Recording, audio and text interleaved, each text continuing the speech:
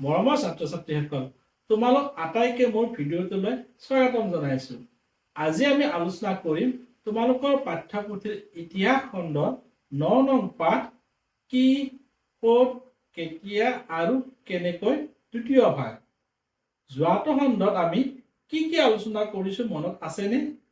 আমি ইতিহাস কাক বোলে আলোচনা কৰিছোঁ, লগতে আমি বুৰঞ্জী কাক বোলে সেয়াও আলোচনা কৰিছোঁ, নহয়নে বাৰু?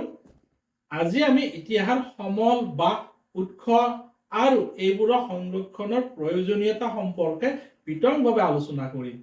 আমি পাই আহিছোঁ যে ইতিহাস ৰচনাৰ উৎসসমূহ কেতিয়াবা লিখিত ৰূপত পোৱা যায় আৰু কেতিয়াবা ধ্বংসাৱশেষ, স্মৃতিচিহ্ন আদি ৰূপত পোৱা যায়।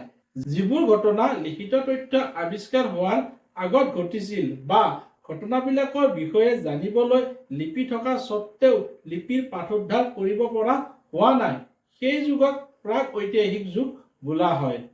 আনহাতে ইতিহাস লিখিবলৈ যেতিয়াৰ পৰা লিখিত তথ্য পোৱা গৈছে আৰু যিবোৰৰ পাঠোদ্ধাৰ হৈছে তেতিয়াৰ পৰা আমি ঐতিহাসিক যুগ বুলি কওঁ।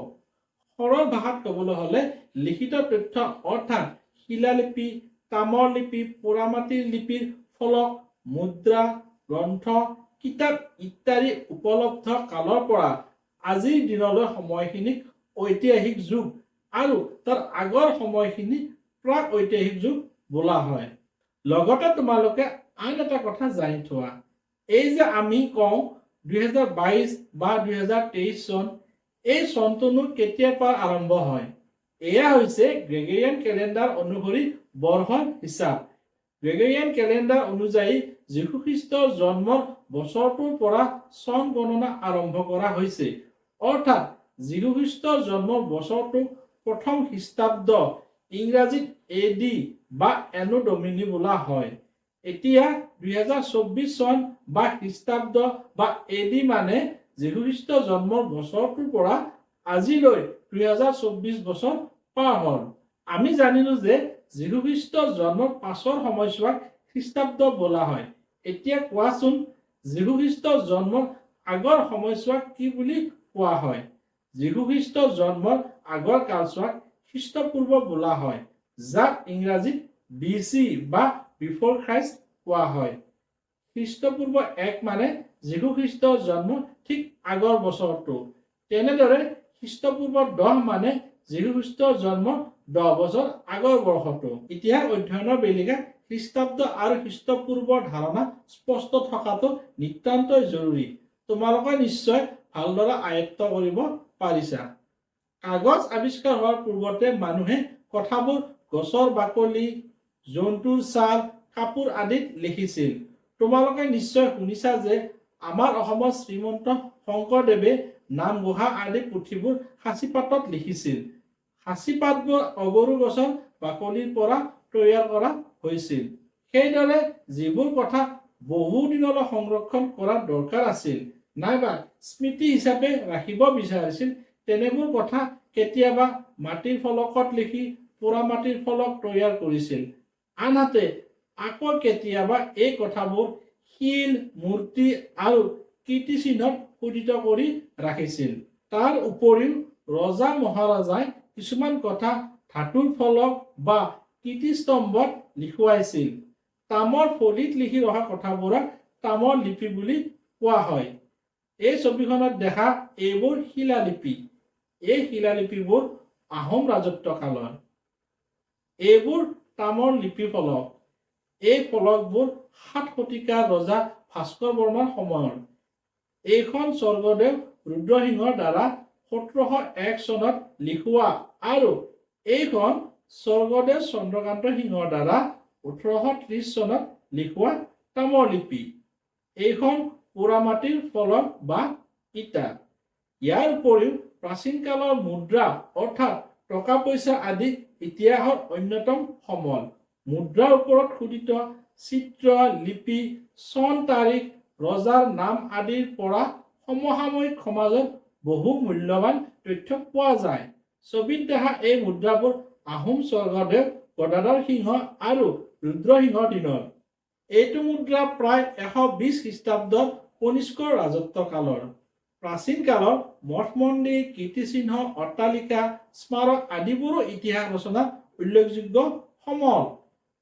এই স্থাপত্য ভাস্কৰ্যসমূহে সেই সময়ৰ শিল্পকলা আৰু নিৰ্মাণ কলাৰ বিষয়ে পৰিচয় কৰায়।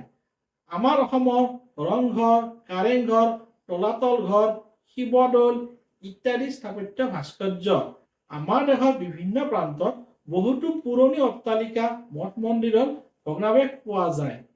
এইবোৰো ইতিহাসৰ সমল। এইটো কামৰূপ জিলাৰ বাইহাটা চাৰিআলিৰ সমীপৰ মদন কামদেৱ মন্দিৰৰ ভগ্নাৱশেষ। এই লিপিসমূহৰ উপৰিও আমাৰ দেশৰ পুৰণি সাহিত্যসমূহ ইতিহাস অধ্যয়নৰ উল্লেখযোগ্য সমল।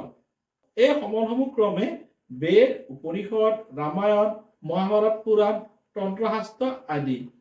ইয়াৰ উপৰিও বিভিন্ন সময়ত বিদেশৰ পৰা ভাৰতলৈ ভ্ৰমণৰ বাবে অহা বিদেশী পৰ্যটকসকলৰ লিখিত টোকা বা ভ্ৰমণ কাহিনীবোৰো এই সমলৰ অন্তৰ্ভুক্ত। তোমালোকে প্ৰাচীন কালত ভাৰত ভ্ৰমণ কৰা বিদেশী পৰ্যটকসকলৰ নাম জানানে? সাহিত্য বা গ্ৰন্থসমূহত লিখা তথ্য বা বিৱৰণীসমূহ সত্য নহ'বও পাৰে, কাৰণ বহু সময়ত লিখকে কল্পনাৰ আধাৰত গ্ৰন্থ ৰচনা কৰে। তেনে ক্ষেত্ৰত অন্যান্য সমল অধ্যয়নৰ প্ৰয়োজনীয়তা আহি পৰে। ইয়াৰ বাবে গ্ৰন্থত উল্লেখিত তথ্যবোৰৰ লগত সংলগ্ন অট্টালিকা, স্মাৰক, ভগ্নাৱশেষ, শিলালিপি, তাম্ৰলিপি, চিত্ৰমূৰ্তি, বিভিন্ন সা সঁজুলি, পাত্ৰ, আ-অলংকাৰ ইত্যাদিবোৰ পোৱা স্থান আৰু সময়ৰ সামঞ্জস্য মিলাই চোৱা হয়। যিসকল লোকে প্ৰাচীন সামগ্ৰী অধ্যয়ন কৰে তেওঁলোকক প্ৰত্নতত্ত্ববিদ বুলি কোৱা হয়। প্ৰত্নতত্ত্ববিদসকলে অতীতৰ মানুহৰ জীৱন প্ৰণালীৰ বিষয়ে জানিবলৈ জীৱ-জন্তু, চৰাই আদিৰ হাড়, মাছৰ কাঁইট আদি বিচাৰি অধ্যয়ন চলায়। ওপৰৰ আলোচনাৰ পৰা আমি জানিব পাৰিলো যে ইতিহাস অধ্যয়নৰ জৰিয়তে আমি আমাৰ পূৰ্বপুৰুষসকলৰ জীৱন আৰু সমাজ ব্যৱস্থাৰ বিষয়ে জানিব পাৰোঁ। ইতিহাস অধ্যয়নে সময়ৰ সৈতে সমাজত পৰিৱৰ্তনৰ আভাস দিয়ে। আমি আমাৰ কিছুমান কলা সংস্কৃতিৰ বস্তু সংৰক্ষণ কৰি ৰাখিব লাগে। আজিৰ সম্পদবোৰে ভৱিষ্যতৰ বাবে ইতিহাসৰ সমল হিচাপে পৰিগণিত হ'ব পাৰে। তোমালোকৰ ঘৰত নতুবা ওচৰে পাজৰে ইতিহাসৰ সমল আছে নেকি বাৰু? তোমালোকৰ গাঁও বা ওচৰে পাজৰে থকা পুৰণি মঠ মন্দিৰ, নামঘৰ, মছজিদ, গীৰ্জা, দৌল দেৱালয়, স্তম্ভ, লগতে পুৰণি ৰাস্তা ঘাট, গড়, পুখুৰী আদিবোৰ কেতিয়া কোনে প্ৰতিষ্ঠা কৰিছিল তাৰ তালিকা প্ৰস্তুত কৰিবা। ইয়াৰ উপৰি তোমালোকৰ কাৰোবাৰ ঘৰত যদি পুৰণি পুথি আৰু প্ৰচলিত গীত মাত আছে, সেইবোৰ কোনে কেতিয়া ৰচনা কৰিছিল তাৰো তালিকা কৰিবা। এই আটাইবোৰ সংৰক্ষণ হৈছেনে ইয়াৰো টোকা লিখিবা।